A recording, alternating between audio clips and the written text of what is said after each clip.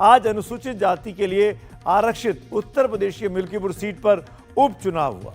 अयोध्या में आने वाली उस सीट की तरफ भी पूरा देश देख रहा है, क्योंकि वो सीट उत्तर प्रदेश के सियासी भविष्य का लिटमस टेस्ट साबित हो सकती है। इस सीट पर, मिल्कीपुर सीट पर, जो पिछले दिनों विधानसभा के उपचुनाव हुए थे, तब इस चुनाव को पोस्टपोन कर दिया गया था। अलग से आज चुनाव हुआ है और यहां भी आज बम्पर वोटिंग हुई है।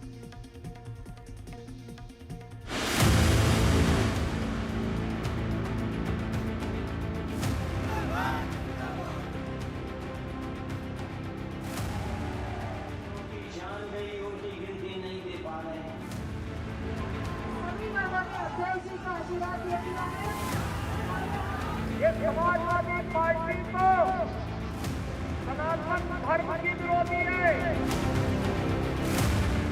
दिल्ली का रास्ता अगर लखनऊ से होकर जाता है तो आज लगता है कि लखनऊ का रास्ता मिल्कीपुर होकर ही जाता है। देश और दुनिया की जितनी नजरें दिल्ली विधानसभा की सीटों पर लगी थी, उससे कम मिल्कीपुर पर नहीं है, जहां विधानसभा के लिए उपचुनाव हो रहा है। वोटिंग देखकर लोगों में लोकतंत्र के प्रति उत्साह का नजारा दिखा। विकास का मुद्दा तो है ही है, सड़क भी अच्छी है, चाल बहन बिटिया सुरक्षित हैं, सब कुछ सुरक्षित है। सरकार हमको सारी सुविधा उपलब्ध करा रही है, इस मुद्दे पर मैंने वोट दिया है।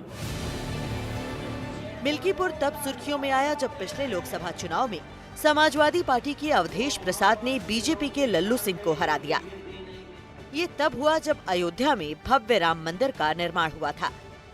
अवधेश प्रसाद मिल्कीपुर सीट से विधायक थे, जो सीट उनके सांसद बनने से खाली हुई। अब वहां समाजवादी पार्टी ने अवधेश प्रसाद के बेटे अजीत प्रसाद को उम्मीदवार बनाया है। वहीं बीजेपी ने चंद्रभान प्रसाद पर दांव लगाया है। मिल्कीपुर में करीब 1.25 लाख दलित वोटर हैं। दलित वोटरों में 55,000 तो पासी समुदाय के वोटर हैं, जिनसे बीजेपी और समाजवादी पार्टी के उम्मीदवार आते हैं। इनके अलावा 60,000 ब्राह्मण, 55,000 यादव, 25,000 राजपूत और 30,000 मुसलमान हैं। ये चुनाव बीजेपी और समाजवादी पार्टी दोनों के लिए इज्जत और राजनीतिक भविष्य का सवाल बन गया है। इस बीच सांसद अवधेश प्रसाद ने गंभीर आरोप लगाए हैं। जब मतदान हो रहा 7 बजे से मुझे सूचना मिल रही है कि हमारे कार्यकर्ताओं को पोलिंग से भगाया जा रहा है, डांटा जा रहा है। उदाहरण के लिए पालपुर है, पालपुर बहुत बड़ी पोलिंग है, 3 बूथ है, उसमें किसी भी एजेंट को रखने दे दिया, भगा दिया। इसी तरह तेजा की सिपाही है और जगह जगह माइनॉरिटी के जहां उनको रोका जा रहा है। बीच चुनाव में मिल्कीपुर का मामला तब गर्मा गया जब पिछले शनिवार को यहाँ एक दलित लड़की का निर्वस्त्र शव मिला था, जिसकी बड़ी बेरहमी से हत्या की गई थी। इस पर भी राजनीति को हवा तब मिली जब प्रेस कॉन्फ्रेंस करते हुए अवधेश प्रसाद फफक पड़े।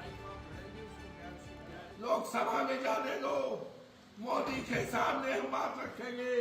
न्याय न मिला तो हम इस्तीफा दे देंगे, लोकसभा से हम इस्तीफा दे देंगे। हम बचाने में, हम बेटी की इज्जत बचाने में नाकामयाब हो रहे हैं। इतिहास क्या कहेगा? मारामारी में इतिहास सैकड़ों साल बाद क्या कहेगा? मिल्कीपुर की सीट की अहमियत इस बात से समझिए कि समाजवादी पार्टी और बीजेपी दोनों के वॉर रूम एक्टिव रहे। एक तरफ बीजेपी की तरफ से खुद मुख्यमंत्री योगी आदित्यनाथ ने जोर लगाया, तो समाजवादी पार्टी की तरफ से अखिलेश यादव और डिम्पल ने।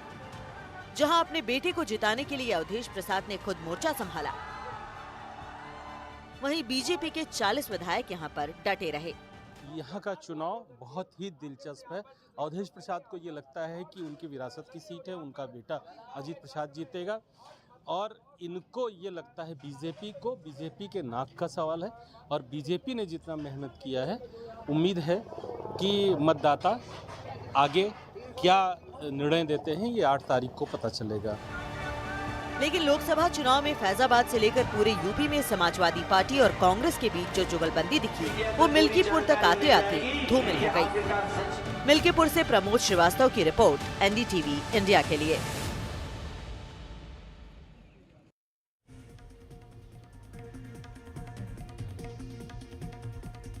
और आइए अब आपको बताते हैं कि मिल्कीपुर सीट उत्तर प्रदेश के मुख्यमंत्री योगी आदित्यनाथ और समाजवादी पार्टी के अध्यक्ष अखिलेश यादव के लिए क्यों अहम हो जाती है।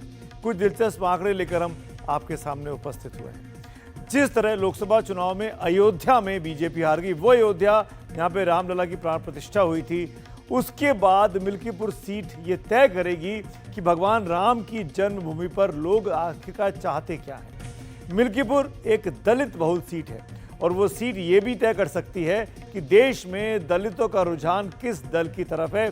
इसीलिए ये लड़ाई बहुत ज़्यादा कांटे की और दिलचस्प हो गई है। मिल्कीपुर में एक निर्णायक फैक्टर वहाँ का ब्राह्मण वोट भी है, जिसका वोट जिस दल की तरफ जाएगा जीत का ऊंट उसी की तरफ बैठेगा।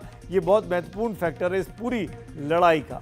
और एक सबसे बड़ी बात यह कि ये सीट अब मुख्यमंत्री योगी आदित्यनाथ और अखिलेश यादव जो कि समाजवादी पार्टी के मुखिया हैं, उनकी ईगो की लड़ाई भी बनी हुई है।